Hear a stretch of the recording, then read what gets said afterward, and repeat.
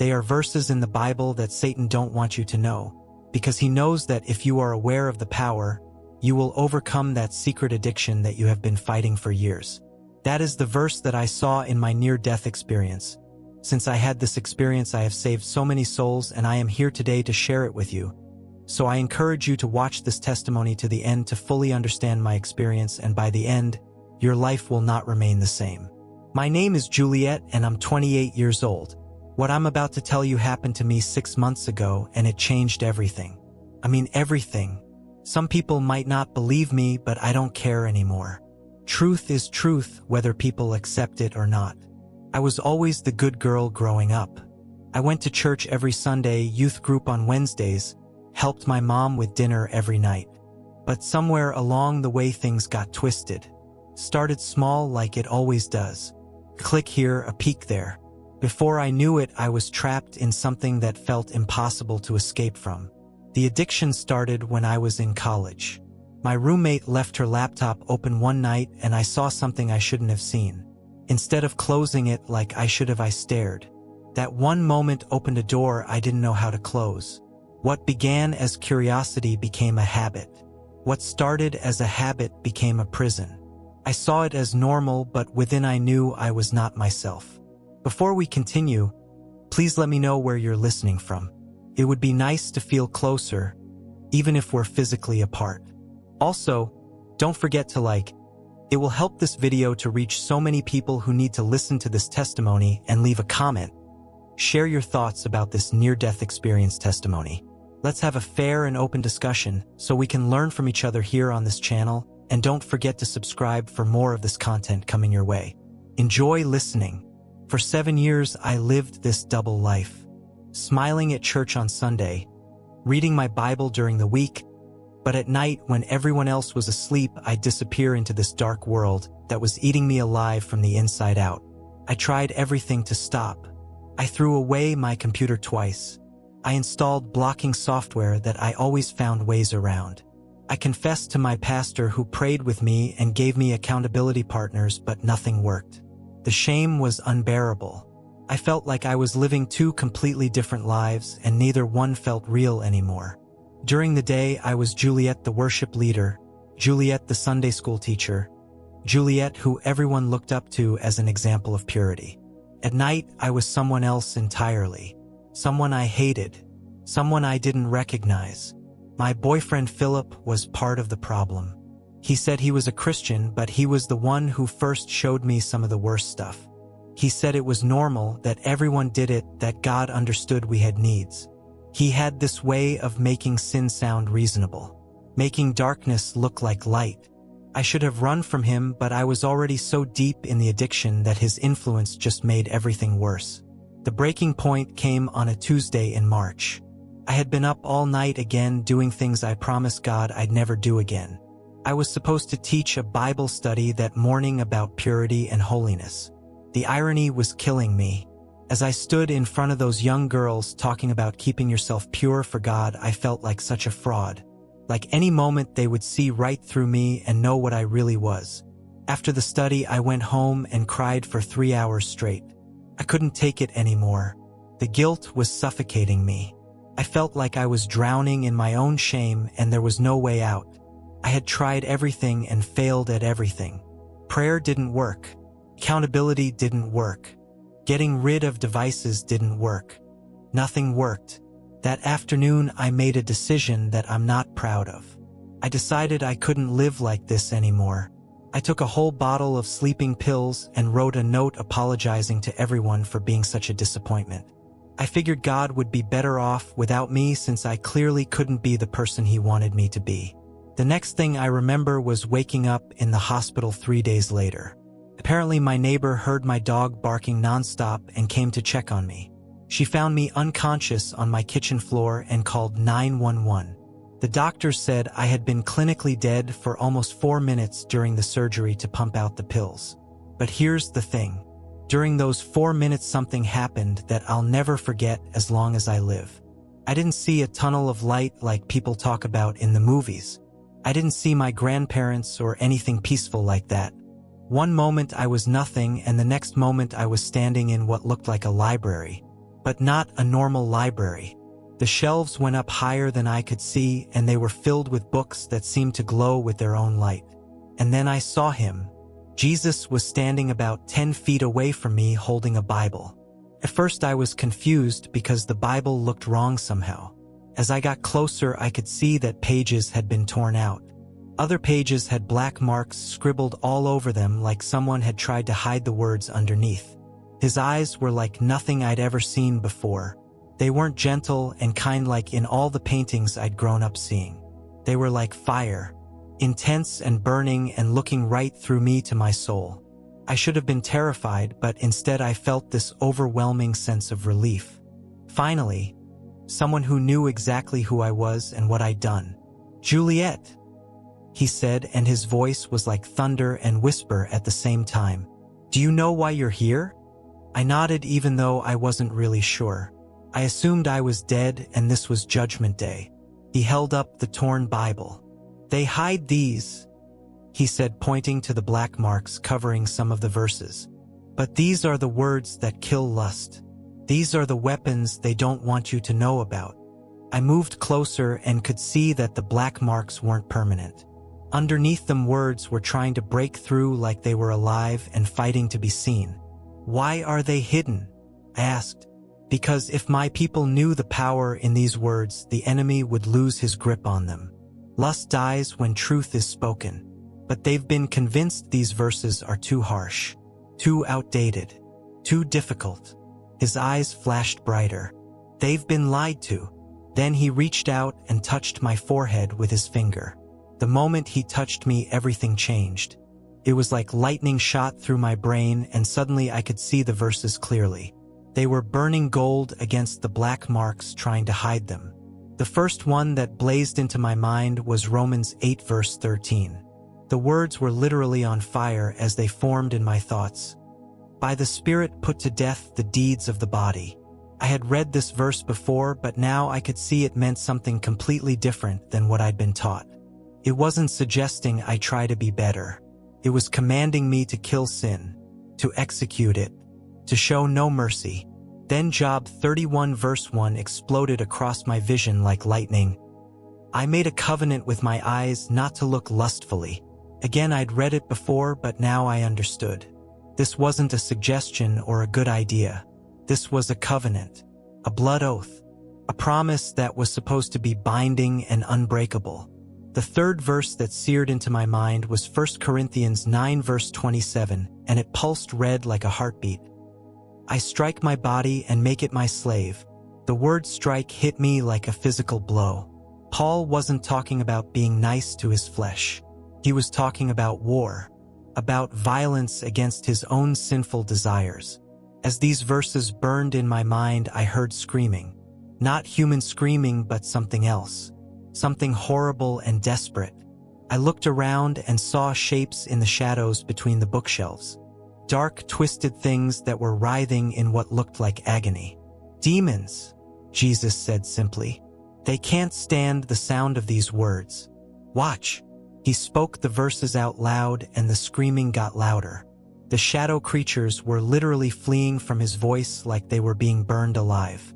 "Memorize them," he commanded, looking directly at me. "Speak them when the temptation comes. They are swords that cut through every lie the enemy tells you. But you have to use them. A sword in its sheath saves no one." I nodded frantically, trying to burn the verses into my memory. "The man who led you into this addiction," Jesus continued, "he's going to come to you soon. When he does, you'll know these words have power beyond what you can imagine." Before I could ask what he meant, I heard it. Beep, beep, beep. The sound was getting louder and more insistent. "It's time," Jesus said. "Remember the words. Speak them. They will set you free." The beeping got louder, and suddenly I was back in the hospital room with nurses and doctors rushing around me. My lips were moving, but no sound was coming out. I realized I was trying to say the verses that were still burning in my mind. The next few days were a blur of tests and counseling and worried family members. Everyone kept asking me what I remembered about being unconscious, but I didn't know how to explain what had happened. How do you tell people you met Jesus and he gave you Bible verses to fight demons? They'd think the lack of oxygen had damaged my brain. But I knew it was real because I could still feel the verses burning inside me. Literally feel them. When I would think about Romans 8 verse 13, my skin would tingle like electricity was running through it. When I remembered Job 31 verse 1, my eyes would actually feel different, cleaner somehow. And when 1 Corinthians 9 verse 27 came to mind, I felt this fierce strength like I could face anything. A week after I got home from the hospital, I was alone in my apartment when the temptation hit harder than it ever had before. It was like my addiction was trying to drag me back with double the force to make up for the week I'd been clean. My hands were literally shaking as I reached for my laptop. But then I remembered what Jesus had said. I whispered Romans 8 verse 13 out loud. By the Spirit I put to death the deeds of the body. The moment the words left my mouth, something shifted in the room. The overwhelming urge I'd been feeling just vanished. Not faded, vanished, like someone had flipped a switch. I was so shocked I grabbed my phone to check my browsing history, expecting to see all the shameful evidence of my addiction from before the hospital. But it was gone, completely gone. Not just deleted, but like it had never existed at all. The bookmarks, the cached files, the cookies, everything. It was like my phone had been wiped clean, but only of that stuff. Everything else was still there. That's when I knew beyond any doubt that what happened in that place between life and death was real. Over the next few weeks, I started using the verses every time temptation came. And every single time they worked. Not like positive thinking or trying to distract myself. They worked like actual weapons, cutting through the lies and destroying the desire at its root. Job 31 verse 1 became my daily declaration. Every morning I would look in the mirror and say, I made a covenant with my eyes not to look lustfully. And I meant it like a blood oath. Like my life depended on keeping that promise. Because it did. 1 Corinthians 9 verse 27 became my battle cry when the fight got intense. I strike my body and make it my slave. I finally understood that my flesh wasn't my friend trying to make me happy. It was an enemy trying to destroy me, and it needed to be treated like one. But the most incredible thing happened about a month after I got out of the hospital. I was sitting in my living room reading when someone knocked on my door.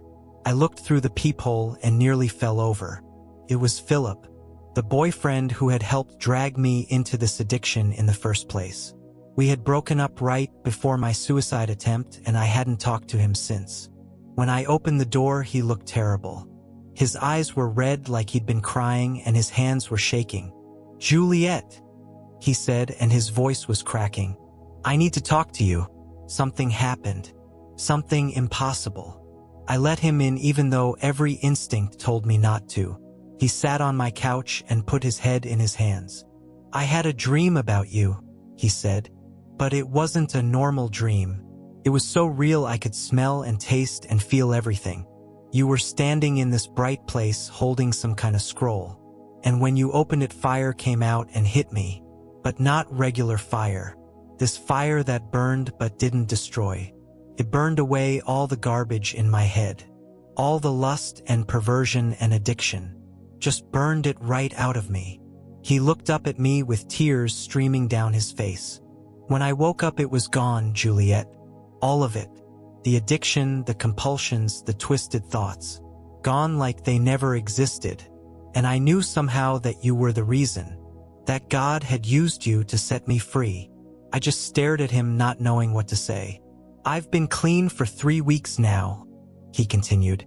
Not struggling to be clean. Actually clean. The desire is just gone. And I knew I had to come and tell you and ask you to forgive me for leading you into that darkness. We both cried then. Big, ugly tears of relief and repentance and amazement at what God had done. Philip left that day a different person than he came in as. We didn't get back together because we both knew that relationship had been built on sin and couldn't be redeemed. But seeing him set free confirmed that the verses Jesus had given me had power beyond just my own deliverance. That was 6 months ago. I've been completely free ever since. Not fighting against temptation. Actually free from it. The verses that Jesus burned into my mind that day have become my daily bread. I speak them over myself every morning and any time the enemy tries to whisper lies. I've shared them with other people who were struggling with the same addiction and watched God do the same miraculous work in their lives. These aren't just nice Bible verses to read during devotions. They're weapons of war that actually destroy the enemy's grip on our minds and hearts. I know some people will read this and think I'm crazy. That trauma and lack of oxygen made me hallucinate the whole thing. But I don't care what people think anymore. I know what I experienced and I know what these words have done in my life and in the lives of others. The Bible isn't just a book of suggestions or encouraging thoughts. It's a sword that cuts through spiritual darkness and sets captives free. But we have to use it like a sword. We have to speak it with authority and believe it has the power to change reality. Jesus didn't give me those verses to make me feel better about myself. He gave them to me as weapons to destroy the works of the devil. And they work exactly like he said they would.